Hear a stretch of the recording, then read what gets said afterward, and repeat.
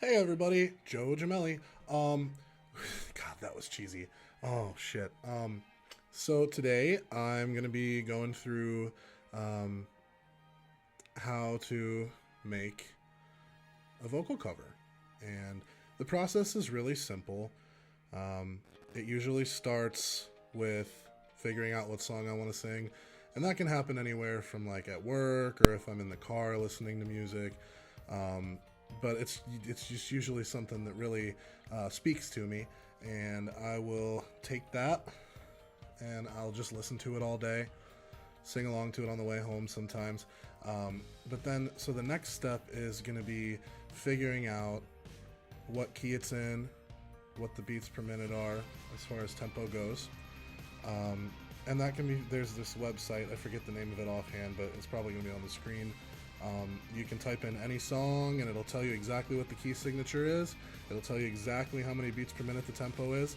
And you just put that into your GarageBand or whatever other editing software it is that you're using. And then you're ready to import your instrumental. Now, as far as getting an instrumental goes, I typically use YouTube. I know that's a big no no sometimes, but lately there's been a lot of really good instrumentals on YouTube. Like, I'm talking studio quality. They've got everything in the left ear and the right ear that it's supposed to. Really diverse, really good sounding. Sometimes they're amateur made, but they sound studio quality because there's just absolutely no vocals in it. And that's typically what I aim for. Typically, what that means though is I'll end up having to do all of the sound effects too. So, for example, WMG and I are still fighting over this, but the Vices and Virtues covers, there were a lot in there. Like, I had to do a wolf howl for one. I had to sing French as a children's choir for Nearly Witches. That was fun. But yeah, so getting right into it anyway, getting right into it. What you're going to do, you're going to import your music. Make sure it sounds okay, make sure it lines up with the tempo. If it doesn't, you have to adjust it a little bit, that's fine. And then, so typically the first thing that you want to do is make sure that your microphone is set up the way that it needs to be. This is typically only something that you have to do the first time that you're doing a vocal cover or any other kind of thing. The microphone that I'm using is a Razer Sirene X. It's actually typically used for streaming, like if you play video games for YouTube or Twitch. But I found just the perfect settings for it, and it's really good for recording as well. So you'll pick out your microphone, get it all set up and everything, and then in your editing software you have to figure out what recording level is good for what song you're trying to sing. So what you'll do is you'll sing the first line or the first two lines of the song and do a sound check with it. And if it's way blown out, then you know that you need to turn your recording level down. If you can barely hear yourself, you need to turn it up. But the important thing to remember is to stay the same distance away from the microphone no matter how many takes you do, because you're not going to be changing the recording level halfway through the song, and you want to try and keep all of those variables as fixed as you can, and that way you end up with a final product that kind of has the same consistency throughout. So, moving on from that, once you've got your sound check done, you're gonna start out. Well, I'm gonna start out with the melody line, and I try to do as much of that as I can in one take. But for stuff like choruses, I'll record that once, and then this is where the tempo comes into play. After you've trimmed up all of your stems, you can copy that stem for the chorus line and move it to the next one. So you end up with a really consistent sounding chorus as well, and that way there aren't any discrepancies in, you know, your tonality, your timbre, and these things happen. They tend to happen a little more often with newer artists as opposed to seasoned artists, you know, like the big guys and stuff. That's kind of why they sound so good when they're in person, because they've done it so much. But as far as recording goes, typically everybody's going to use their chorus over. The best take that you have, you're going to take that, copy it, and paste it everywhere that it needs to go. So that's something that I do. And then we've got our verses, but I'll try to record it in line. Like I'll go in chronological order as far as the order that it's supposed to be sang in the song, sing it to the music. Sometimes you have to re-record because sometimes your voice doesn't want to work with you. I know they don't sound. Ooh, fuck. But that's why a warm-up is very important. And at this point, now that we have the melody line recorded, we've got everything sounding the way that we want to, we're going to go back in to the equalizer and effect settings on our first line, and we're going to add ambience and reverb and compression. The compressor will keep the audio from exceeding what it's supposed to sound like on the speaker. I know that sounds confusing, so I'm going to break it down a little bit more. So basically, speakers all have a limit to what kind of sound they can put out. Sometimes, and I'm really bad at this myself, if your recording level is too high, it can actually make the sound clip. And then you end up with something that sounds like this. I don't know if that actually works, but I hope it did. Anyway, it's really loud, it's really bad, it's not good quality, it's not something that you want in your music. So, getting the recording level to where you want it typically will fix that for normal singing. But when you get into something where you're really belting and you're really going for like a long projection, sometimes it can be a little bit much for the speakers. And I'm not talking like, this is going to fix every clipping issue that you have, but compression will sort of take the audio and squeeze it just a little bit. Doesn't really change how much it sounds so much as it changes its ability to be played correctly. And that's the important part. So we're going to add compression. Ambience gives the sense that you're in a room, and the amount of ambience that you put on the track determines what size that room is. So it's kind of like an echo, but not really, because echo is completely different. We're going to get to that in a minute. And then reverb is also like a light echo behind your main vocals. And these tend to be used a little bit to cover up minor flaws, along with pitch correction.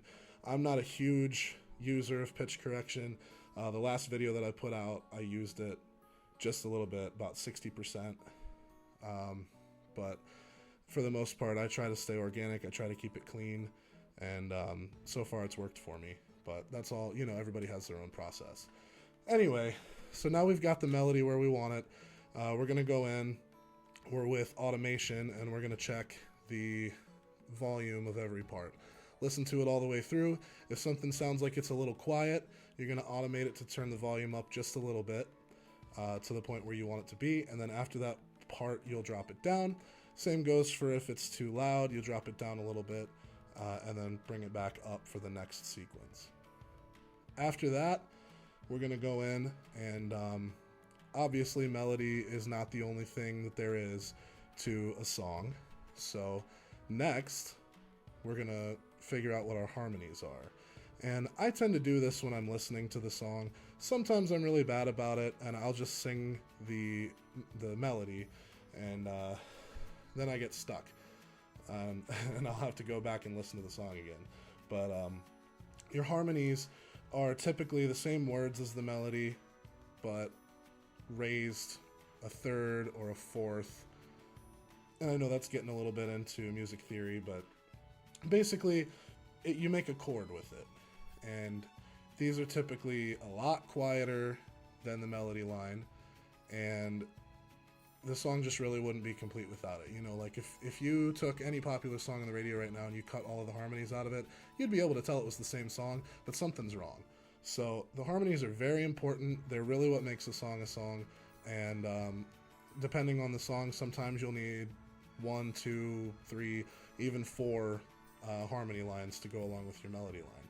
So we go through, we record every piece of harmony that the song has, and these tend to have a lot of editing on them as far as automation goes. Sometimes there's echo, so you go in and add all of that, and then last but not least, if the song calls for certain sound effects, for example, the wolf howl in, what song is that?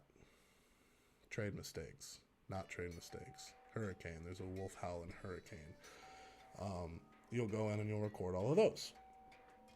And at the end, you're still going to have an unmixed piece of music. So you want to go through and clean it up with your automation, clean it up with the master, and at the end, the result will sound something like this. Are you with you, wait and go? Cause you're behind my eyelids when I'm all alone. Hey stranger, I want ya to catch me like a cold. You and God both got the guns, and shoot off the dark. I led a revolution in my bedroom, and I've said all the zippers. Now when you're done with the music portion of it, there's always the question of how are you going to do the video. And I hate to be the magician to reveal my tricks, but some of you may already know this. I am not actually singing in my videos. I am doing what's called sync to playback. And basically what that means is I will record myself mouthing the words to the song. I know, lip syncing, fucking lame, but I'm going to tell you this right now. Every music video that you see from every major recording artist, they are using playback. That's why it sounds exactly the same as it does on the radio. So you'll sync to the music, and then you go to your video editing software. I happen to be a cheap ass, so I use iMovie. And what you're gonna do, you're gonna import your song. First, you have to export your song from GarageBand or your editing software to iTunes or wherever else you're gonna send it. Then you'll import it into iMovie, and you're gonna sync up the video that you took with the music. And I've been guilty of this before, but you have to make sure that you mute the audio on the video so that you just have the music. And the end result looks pretty good. It looks pretty convincing. Like, a lot of you are probably sitting over there right now saying, oh God, I didn't know he wasn't singing. Technically I am, because I recorded it, but you cannot get that good of quality without doing a studio session. And a studio session is not straight through. There's points in time where you're gonna have to re-record something because you didn't like the way that it sounded. And obviously, you've got your harmonies and stuff. I could prepare an instrumental with the harmonies already in it, but that again leaves the question of how am I going to deal with automating volume and effects and stuff on the melody line doing a live session like that. So I found it's better to do sync with playthrough, and then that's how I end up getting my videos. And last but not least, upload it to YouTube, promote it on Facebook, promote it on Snapchat. My favorite's doing it on Snapchat because I have my phone synced to my iTunes library, and I'll get all of my completed songs on my phone just sitting here. So what I can do, pop in some headphones, and then go on there, listen to it, do a snap story. Same thing as doing the videos here. Sync to playback. Mouth the words, and it looks like you're singing it because it's your voice. And then you'll post it, new video up tonight. Swipe up for the link. So that is my process. That is how we make a song. And I'm working on some originals. I'm working on some originals. Now, I'm not the greatest audio engineer. Lately, I've been very proud of the way that my songs have been coming out, but I know that there's a next level to this, and as far as my originals are concerned, I'm going to take them to an actual studio, have an actual producer mix it and master it for me so that I can get the best quality out of it as possible. And then they go on streaming services. I haven't figured that part out yet. I'll get back to you. Maybe do another video like this, but all in due time. So anyway, I hope you enjoyed the video.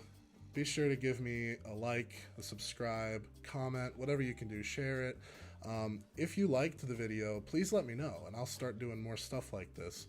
And of course, I'm open for suggestions or requests, I guess you could call them. If you have any information regarding shows or other opportunities like the Least of All thing that I did with the single cut vinyls, definitely let me know.